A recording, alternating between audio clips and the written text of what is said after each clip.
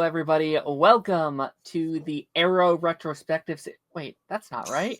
John Diggle was in this episode. Isn't this an Arrow episode? Oh, I guess it's Superman and Lois Retrospective Series episode. I almost said episode 29 because that's in the title. Episode, what is it? Episode 12 of Superman and Lois. Titled Through the Valley of Death. I'm joined by Mr. Geek Drums and Joy Pad Jerk, as always. How's it going, guys? It'd be better if you got my name right. Why isn't your name showing up? How did you get I in don't here? know. How did you get in here without a name? I had it at first, and then he fucked around with the settings. No, I didn't. I Yes, didn't. you did. There we go. There Wait, it is. Wait, There it is. that really did make sense. Okay, it's fixed. It's fixed. No, we had to have a dramatic entrance for my name. That's what it was. Yeah. StreamYard likes me that much. Okay, yeah, that makes sense. Oh wait, It's not Party Nation. but Professional recording right here. subscribe. We are doing the collaboration thing. If this uploaded correctly and they accepted the collaboration request and YouTube still isn't glitching, you can just hit that subscribe button and it'll prompt you to subscribe to all three channels. So feel free to become channel members today. I'm pretty sure that they have those perks set up as well. I don't know if they do, but I'm pretty sure they may have channel perks. I have not joined their channels because I don't want to give them money. They do stuff like this for free. So why would I pay them? But anyway, take it away. Oh, great of Darren. The one Darren that I actually know. I don't know many Darrens. Like you're the only Darren I know. He's the only Darren I know that I like. Yeah, yeah. I mean, there's a Darren who plays Superman, Darren Chris. So. Yeah, true. Yeah. No, I've been excited for this episode. Mainly excited to talk or excited to rant. Both.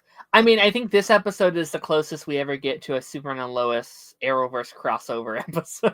So. Yeah, and this was clearly the original finale. Like you could tell. You can tell the way it's structured. And to Darren's point about Arrowverse connectivity, they made a point of showing Diggle in the promos, announcing that he was coming back. They knew what they were doing. Yeah, listen. I've done this talking point on here many times at this point, so I won't go into it too much. But totally fine if you think the show is better off without the Arrowverse. I would actually even agree, at least in the later portions of the show. I think it was deeply benefited by them being able to do their own thing. Yeah. With that being said, and I'll say it again, I'll say it to the end of times, the people who say it was always supposed to be out of the Arrowverse are fucking stupid. There is no way you can watch that John Diggle scene and be like, yeah, this wasn't meant to be in the Arrowverse. Are you kidding me? Have you lost their mind? I sent that quote into the our group chat earlier where it was like, what was it? It was like Oliver would believe in this, or like Oliver would think this, and so would all the others. Yeah. Who are all the others? They mentioned that Diggle fought beside him, i.e. Crisis. They mentioned that Clark and Lois moved the family out there, just like Diggle moved his family out at the end of Arrow. Yep. They mentioned Diggle had a glowing green box in his life. Yep. It's like, come on. We know what this is. So clearly, which again is why I've said for a while now that I kind of like to think that season 1 is Arrowverse. It is set on Earth Prime, and then some timey-wimey other multiverse shit happens, and season 2 onward is kind of their separate continuity. For this episode alone, like I can't comprehend, like none of it makes sense if this season isn't canon to that original Earth Prime timeline. Maybe it's an Earth where things happen kind of similarly, and maybe I could buy that. But then there's no other hero shit, and so that makes no that if they just I think that line was a mistake. I wish they paired it differently. Yeah, whereas like you're the only hero on this Earth. It's like that's just not true. There's multiple versions of that where that is a false statement. They literally mention. Diggle literally mentions Oliver and the others. He mentions Crisis, the whole deal that happened. You know, he mentioned his whole thing that they can't call a lantern ring, but was basically a lantern ring. And even the whole thing where Diggle appears in season 2, that was again, the whole stack on top of, because that was that same episode where they said you're the only hero. And then Diggle appears there, same episode, looking exactly how he looked when he just appeared in The Flash. So that just drove all the people even more nuts. And even this episode, like, I'm pretty sure it's retconned either later this season or next season or something, but, like, when, like, John Henry Irons gets, like, wiped away in the, like, red light, at the time, I was like, oh, that's the, like, crisis waves. That's like, something happened. Yeah. Like, I just assumed at the time, it was like, okay, he was fighting whatever when the thing happened and something happened, he got swiped away in the antimatter wave or something. Yep. And I think it was retcon later on, it was something differently, but like at the time I was like, oh, so it's a crisis thing. Okay, this makes perfect sense. Yeah, it definitely looked like crisis. It definitely looked like crisis. Yeah. Yeah. And you know, and just even so, even before you get to like all the references and stuff that they make, just the fact that Diggle and Lois know each other when you first see them should be enough to kind of key you in that there's prior connectivity there. Diggle? Yeah. Well, this is where you and Clark moved the family. Yeah. Yeah. I would have liked to have seen more of that dynamic, because like Diggs just kind of fit in with everybody. Like, he doesn't interact with Clark much here, but like him and Lois have a really good dynamic. Him and Lane are really interesting. I kind of like them. I don't think he interacts with Clark at all. He does not in this. Actually, at all. Does he ever? Has he ever? I don't think so. Not even the Earth 38 one, I don't think. I mean, they've been in scenes together, but I don't think they've interacted. Right. That's interesting. Yeah, I mean, because you had Diggle interact with Lois, with Sam, with John Henry Irons. Yeah. Both times, actually, he interacted with John Henry Irons. But yeah, never with Clark. So interesting. That is interesting. But I definitely think they were trying to set up that dynamic, well, at least like his dynamic within the show, because I do think at one point in time it would have been very possible for Superman and Diggle to be two of the main leads of the new Arrowverse. It would have made sense if Justice Hugh got picked up. It would have been like, it probably would have been Superman and Lois, Justice Hugh, Batwoman, which is a solid trilogy of shows, I think. Yeah, Diggle School for Gifted Youngsters. That's what we thought was gonna happen. Mm-hmm. And David Ramsey wanted it to happen, and people kept running with that whole thing where they say, "Oh, David said this at a con, David said this at a con," and I'm like, listen, the writing's been on the wall for that. It was there for so long. He could say whatever he wants to happen, but he ultimately doesn't have the final say. Yeah. Yeah, the good old Superverse. Yeah, Superverse, and then you had the thing like, well, will he ever meet Stargirl? Because Stargirl would have been on at the same time, so we would have had this Batwoman, the last remaining seasons of the Flash. Yeah, but Naomi was connected to Superman. No, the fuck it wasn't. I do remember at the time trying to like really stretch this. I was like, okay, if we're doing a Superverse, I was like, okay, so we can have Superman and Lois. Maybe they can connect Stargirl. Naomi's coming out. Gotham Knights can maybe fit in. I was trying to like connect these and then like Green Arrow and the Canaries with that. I was like trying to like, okay, maybe it's all uncanon. This whole new Earth we're forming over here. It was like none of that. It was like all the time trying to make that fit meant nothing. Yeah. Nothing ever came of it. Which, to be fair, I think ultimately it might be kind of a blessing in disguise.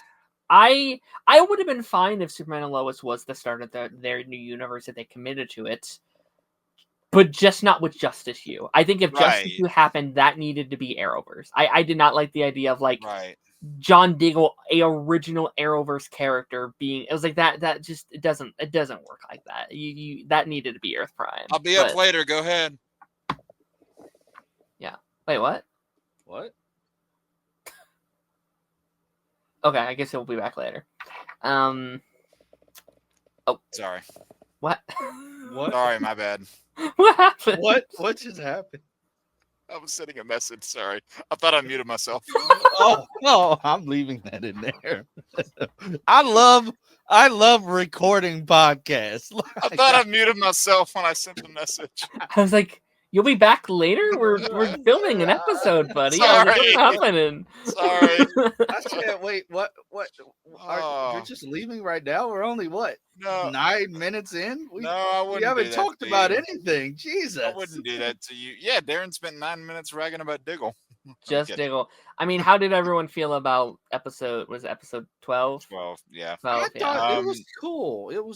This like you said, you could tell this was clearly the final episode originally before the show blew up so much. Because I remember during this time it was this, and it was All American, and it was Walker who were getting like the season extensions, because I mean, this is COVID time. So during this time, everybody's at home, but the shows are legitimately good. These shows were getting like series extensions added on to what they already had. So like getting to this episode and we were all wondering, like, this is before we even started doing our own content. We were all sitting back on Twitter wondering, like, how are they gonna make this work? Because they've already filmed episode 12. You could tell which scenes were added on after the fact.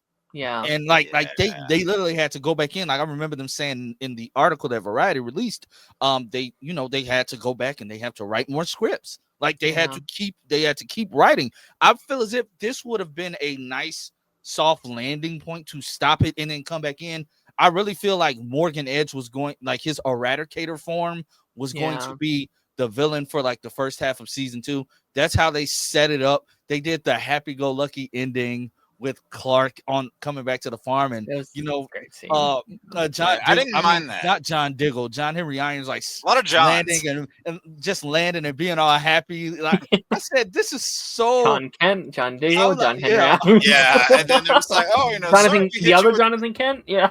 Like, sorry, we hit you with the truck. Yeah. I'm glad we can meet under better circumstances. I said, this is so Saturday morning sitcom-ish right now, but I love it. I said this definitely feels like the end. Yeah, but no, we brought up the whole bit with the two Johns. That honestly relates to one of my favorite moments in the episode between John Henry Irons and Jonathan Kent, where he's pleading with him to not kill Superman. He says, "Hey, like I've seen what happened on your world. I saw what happened to, my mom. I saw what happened to your daughter." He says, I can tell you're a really good dad. And this guy that you're about to go kill, he's a really good dad too. And that moment just hit me. And that really like hit a ton me. of bricks. Oh, yeah. But then like his exchange too, where it's like, yeah, but what about all the other fathers and daughters and brothers and sisters? It's like, he isn't wrong. Like he's like not, no. He's really not. But then also, like, I really like how they really do this dynamic, because there isn't a right and wrong in this episode. Like Lois is also right. Like they only had one of these missiles, and if you can save Superman, you are going to need that second missile to take down Morgan Edge. And like just the aspect that there is not only an evil Kryptonian, but potentially an evil army of Kryptonians coming, and we don't have a Superman to help us fight that. That's even worse. That like that is the worst case scenario. Steel couldn't do that on his own. No, absolutely not. So like, Lois is right, and it's built by like her own agenda of wanting her husband back, but also she's not wrong in just the sense of like, we need him and the world needs him, especially if this is our only hero. Yeah, what the hell are you gonna do? and you can really tell that whenever Lois has the headset on and Clark, he's trying to fight through it, and he thinks that John should kill him. He thinks he can't fight through it, and over the course of like that 10-minute stretch, John is then convinced to spare him and help him fight back, and Lois is of course pleading with him to fight back. And I think that's the best character that they could have done that for, because he did not have a previous emotional attachment to Clark. Like obviously Clark's wife, his sons, his father-in-law, they would have all had some pre-established connection to him or some bias, but this guy couldn't. So he said, hey, I met your boys. They believe in you. Your wife still believes in you, and yells at him to fight back. And I think that really is one of the things that, even though you don't see it immediately after this, that is really where the grounds of that friendship between those two really started. I think that's one of my favorite scenes of the whole show. I think Superman and Lois is the best at like making emotional montages I've ever seen in my life. They do it all the time. They do it like every 5 episodes. And every time it makes me cry like a baby. I just like, it's the music, it's the montage, the way they put it together, where I'm like, I don't know, it helps when you care about the characters. I think that scene's a solid like pitch to watch the show. Like that, like just that sequence of them like John Henry Iron doing that, them flashing to all the moments, and then Clark sitting up, and they have their little like, they're like, oh, let's fucking do this, let's go, and also just how the episode ends is such a beautiful moment of like what Superman stands for, and like the music swells, and I mean, Dan Romer, Blake Neely, when it comes to these shows, they never miss in the music department. The music might not always be implemented the best by editors, but the music itself is always great. I also love the opening of this episode as well. I love like the boys. This is the boys' first real incident with Superman. This is their first, I don't know if Dad's coming home, and I like that they don't gloss over that. They're not doing well. They can't sleep. They don't know what to do. And like Lois is in there because she's like, no, guys, it's fine. This happens all the time. This is okay. This is going to be all right. And then one of the most emotional. Has that hair. Yeah. And then I think the most emotional part of the episode for me was when she goes outside to talk to her dad, and she's not okay. Like, she is not doing well. She is scared. And, like, Sam's like, oh, pumpkin. And she's, like, bawling her eyes out. But she didn't do it in front of her kids. She kept the strong mom face on in front of her kids. And then when she's away from them, that's when her walls completely crumble. I've said it before. Anytime Betsy cries on the show, I begin to cry. I don't know what it is. I don't know her every time she does, she like she has that voice when she's crying. I'm like, oh my gosh, what's happening to me? This is why is there a vacuum in my shot? Well, that's something that just now noticing. You just notice it? Keeping that in there too, I guess. But that's something I've noticed with I think Itzy even said this on Rosenbaum's podcast, is that when directors, when they find out that an actor can cry, a lot of them want it like every episode. They want to use it, and oh boy, they do. Oh yeah, especially as you get into the later seasons. Holy hell! They said, "Oh, season 3, hold my beer." They said, "Oh, just you wait, Betsy. We're gonna make you cry every episode." The entire of season 3, the first third of season 4. Jeez. No, yeah. And into this, and one thing that I love that they do with Clark in this show too, just like on the topic of character acting traits. This doesn't happen a lot, but I noticed it at least twice in season 1 that I can remember. Is that whenever they're trying to find Clark and Jordan's in the yard listening, Clark screams his name, and then that's how he finds him. I love whenever they do that, but they don't overdo it to the point where it feels like a cliche.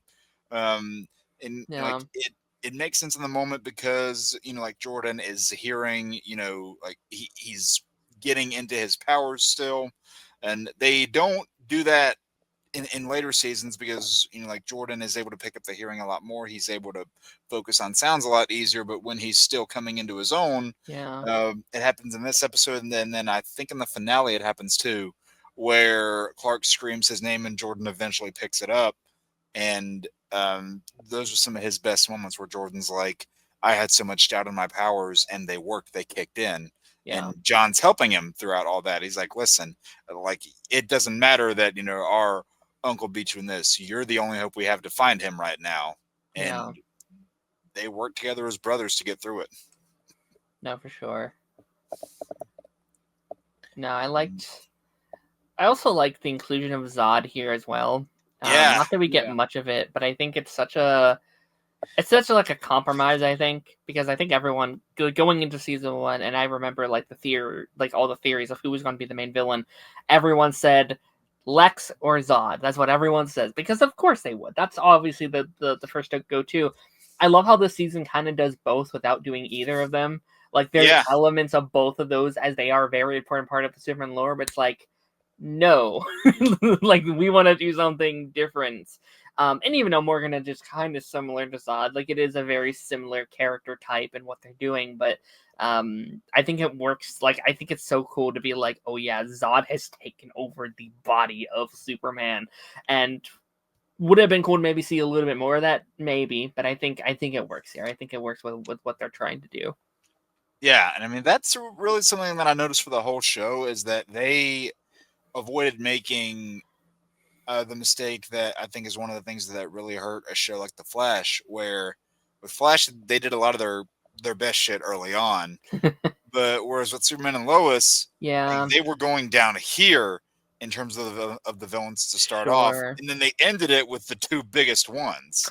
So I do think the difference between like Arrow and Flash versus like Superman, where it is like, well, you've seen the big stuff before. You've seen Zod, you've seen Lex, you've seen Brainiac. Well, I guess not so much Brainiac, but like, not yet. You've seen Doomsday. sure. Yeah. Where with Flash and Arrow, you've never really seen the Flash and Green Arrow in live action to this degree in their spotlight way. So it's like people didn't know who Eobard Thawne was really. Yeah, because and by the time the movie came out, the show had done so much where the movie just invented a new villain. So yeah, no, it's like they did get free reign of like, okay, we are the version of the characters people are going to think of for the next 10 years. Where it's Superman, it's like, well, this is our 10th Superman show we've done in live action, and then there's like, or not, or just show in general, but then the movies, and then the specials, Keep going, and then I'll be the right back. shorts, and sure thing. So I definitely think, especially a show that's like, hey, we're the old, like, this is an old Superman. He's fought these guys before. He's so an established Superman. He's a dad. He's 20 years in. Yeah. It would have been weird if it's like Zod is just showing up 20 years into his career and be like, really? Right. Why? You're really late, bro. Yeah. Like, what are you doing? I mean, even when you saw, like the bits of Tyler Superman on Supergirl, and they do that whole bit with the Silver Kryptonite where Superman thinks that Kara is Zod. There's still history there, and Superman had a good amount of history behind him there. Now, granted, they didn't do as good a job of showing it there, but that's mainly because of the Supergirl writers. But that's one of the things I loved about this Superman is, with the last episode, we saw where he came from and how he started, but we were able to jump right in without feeling like we were lost. And agreed. That's what happens when you have a team of good writers. This is not an issue at all. I'm just curious, like, what you guys think about this. Do you think if this was someone's first ever Superman project, do you think they would watch this episode and be like, "Who's Zod?" Or do you think that they explain it enough where it's like, oh, "Okay, I get who this guy is"? I don't know. So I recommended a friend of mine to check this series out. They're actually going to soon, so that's actually going to be the case for them. So I'll be able to answer that in about a month or so. So put a pin on this here and then ask me again. Cool. Yeah, because like that was just something I was thinking today. Because like right now, homework is such a big conversation with people. It's like, oh, people need to know everything for every project, and I was just thinking like. I was just thinking, like, would people get it? Like, would people get that reference or who that is? And, like, I don't think this ruins the episode if you don't know who Zod is. You can just assume, oh, it's a powerful Kryptonian. Like, you could just get that.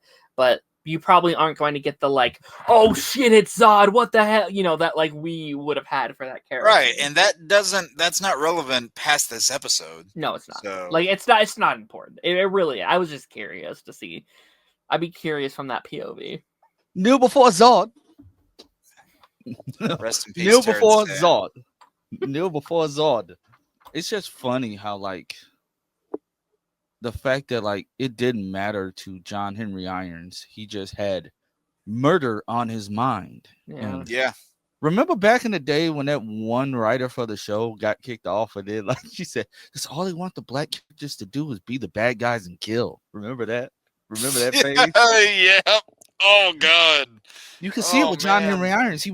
They brought him in originally as the villain, and then they just kept him as the villain, and then they just decided to pivot last. What? Yeah, and I love that in this episode how the fight between Superman and Steel that you get here, it's kind of flipped the fight that you get between them and the pilot, because in the fight in the pilot, Steel is the one that's dominating the fight. He is winning. Superman's so caught off guard by this. Yeah. You get all the way to this episode now, it's almost like copy and paste some of the space visuals. Yeah. But now Superman is the one winning. He's in a rogue, like he's in a frenzy. He's completely unhinged. Yeah. And now Steel is the one that's been caught off guard. I love those parallels. And also it shows his slow growth in such a short amount of time. Like it starts as like. Because actually, like, this episode also explains how quickly he's been here and actually operating. Like, he, like, literally got here, was like, well, I'm gonna go kill Superman now. Like, he didn't have time to think and ponder, where it's like, okay, now that he knows the truth, he's had time to sit and ponder and think about all this stuff. Now he doesn't want to do it, which I really like that comparison. He doesn't want to kill Clark here. He wants any other way out of this. He wants to think that this Superman can be good and can be pure. There is no other option. I feel like I need to protect everyone. And again, he is not wrong. If I was living in this world, I'd also be like, yeah, take him out. I do not want to get nuked by his laser vision. Like that's what we would be campaigning for too. It's like, oh, if there's someone that can take us all out in seconds, take him out. If there's even a 1% chance that he's your enemy, you have to take it with an absolute certainty, to quote another Superman project. But I love the bit too where John Henry Irons even says to Lois, he says, he's the one who signaled for me to come in, so he must have known that he couldn't get out of it. I like that. Yeah. I like Clark being like, no, do it. Like, you have to do it. And that does create some really good drama between Clark and Lois in the following episodes, which we'll get to then. Yeah. But and I love how Superman, like, even with as long as he's been doing this with all of his power, he is not so arrogant to think that there doesn't need to be a failsafe against him, because there absolutely does. There does, yeah. There was one other storyline I wanted to talk about here, kind of the I guess you could say the more minor side, but you get some of the Cushing stuff in this episode too. I like it a lot. And it unfortunately it hit a little too close to home in some spots, because of how, like, for one mistake that's not even really your fault. It's not like it was a bad choice, it was a misinformed choice. And the public really judges you for that. They're quick to judge, they're quick to jump to conclusions. They don't care at all why you were doing it. All they care is, like, they're focused on what is affecting them the most. And you see the points where Kyle is admitting that he made a mistake. He's fully saying, hey, I messed up, this is wrong. And then everybody else is like, how am I supposed to live with myself? How am I supposed to go to work, go out in public? And they're all blaming him for it. And they bring Sarah and Lana into that too. And again, this is one of the episodes, kind of to go back to make a Flash comparison.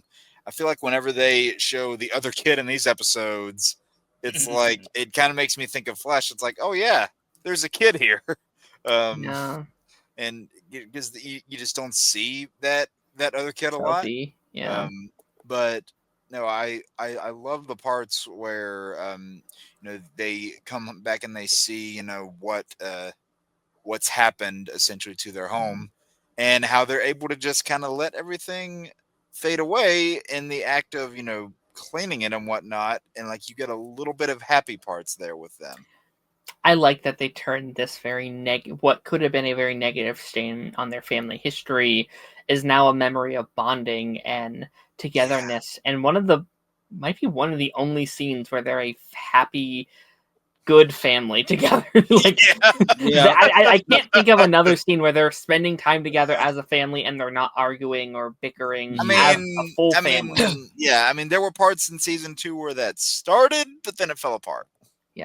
Watching that scene, I just started thinking like, damn, next season is just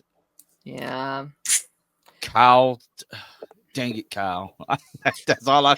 That's like every episode next season. It's like, damn it, Kyle. And also, I also think it's interesting how Lana goes up from here. Like she had this drama connected to her family, and she eventually runs for mayor. And so I think that's more power on her of like, she can have all this going against her, and she could still rebuild that faith that people had in her. She can rebuild that public knowledge. And maybe that's helped by Superman being so connected, and like Superman's speech at the end of the season being like, guys, grow up, come on guys, we have to forgive. This is nobody's fault. This was uncontrollable. But yeah, like I do think it's probably like a good commentary on, like, I don't know, the current climate of like public opinion in the world, where it's like, oh, we're gonna blame you for everything that's wrong in the world because we see it this one way. It's like, yeah, but you don't know the full story. And like in any other story, he would be the good guy who's trying to do what's right. Was he a little bit too eager for Morgan Edge, as Lance have said this whole season? Sure. You know, there was a lot of dick riding there for sure. But I mean, he was just glad to think that after all the time the town had struggled, that someone had their best interest. Yeah. That wasn't the case, but that's just that little bit of hope that he was holding on to. And like, you know, like we're seeing it from the POV of Lois, who knows these bad things. Morgan Edge was known by the public as a good man, a man who had very good press behind him, who had the most up until this point, you know, good public perception back behind him. So it's not as if Kyle was alone in thinking that. No, like everyone was also like, "Yo, go Morgan Edge." Like Lois Lane was the like, "What the heck, girl? Like what are you doing? Get out of here. We're about to prosper." But I don't know. It's just very easy just to be like, "Oh, well, this is all their fault, and now we're free of that victim and blaming. And let's all pin it on him." Can we briefly touch on poor choice of words? Can we briefly touch on how Zeta Rowe was a horrible abusive AI father. The fact that he told Morgan Edge, like, if you don't fix this, you're the reason why Krypton ceases, basically in so many words. I'm like, you had one mission and you strayed from it because you're weak. Yeah. Said, Jesus. Wow. Kind of reminds me you want to keep listening to this guy. All right. It kind of makes me think of if Bruce Wayne from Titans was an AI hologram. That's what he would be like. Yeah. I mean, you know, like he is really the true villain of the season. Like Morgan Edge was definitely a consequence of, I don't know, any love and support and guidance at all. Like if this is the only voice you're hearing in your head from a child in a world where you are alone and scared, I would probably also be a villain. Like I do really like the little signs. We got a bit of it this week and the last couple of weeks where it's like he wants to be a good guy. Like I think deep down Morgan Edge just wants to fulfill these goals and be close to his brother and find happiness. And I think it's this idea that like, okay, once I do this, I can be happy. Once I do this, I can relax and everything will be okay. And it's just that endless cycle of like, well, you didn't become happy because you were so focused on what you had to do and all this stuff. Yeah. So I'm not saying he's a good guy, because he's not. He's done terrible things, obviously. Yeah. But like, I do like there is a reason of like, okay, how did he get here, and why are these things in place, and why is he doing it? Which makes it very easy to redeem him in season 2. Yeah, and I love his growth in that season. Mm-hmm. Yeah, like once he had like a choice for the first time in probably a very long time. Like once he got away from that toxic environment, voice of his father, basically. Yeah, like he got to think for himself finally after all these years, I'd say. Yeah, and jumping way ahead, but I just love whenever he says to Clark later on, he says, you and your family are the only people on this planet that truly matter to me. Oh, and it's like I love those moments. I think, is that everything? I think that's at least most things. I can't think of anything big that we missed. I mean, I could go deep down rabbit holes again with John Diggle, but it was like it's nothing I haven't done before. I could be like, oh, he's retired, and why is he, blah blah. I'm not gonna do. Lance, you're definitely gonna have to put Diggle in the thumbnail for this episode. I already made the thumbnail. Diggle's not in it. Oh, damn. Oh, just put like a little circle with him in it or something. Just put the ring. Just the box.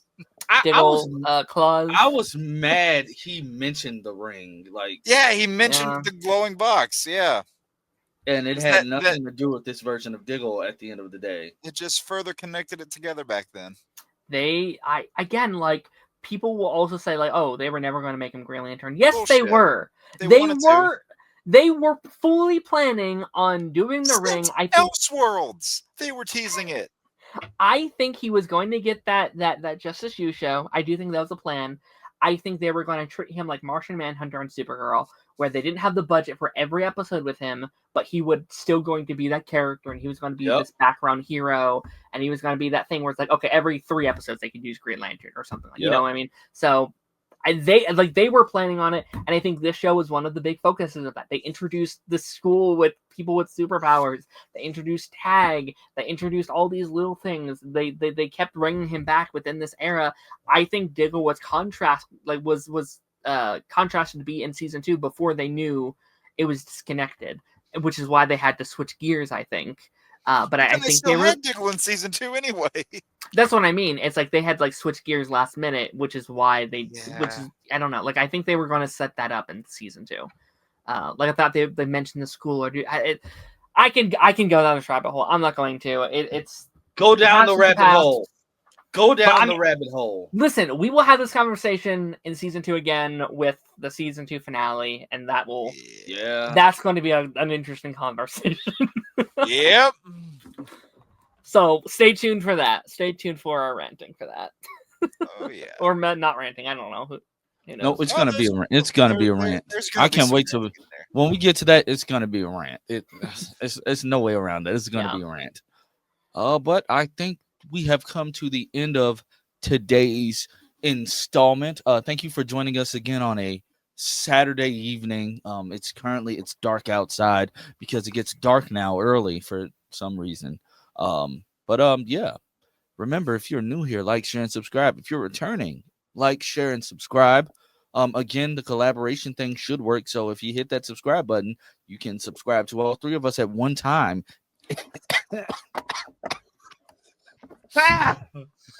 Oh. And all the funds dying. And all the funds are going towards Lance's cough medication. But yeah, I'll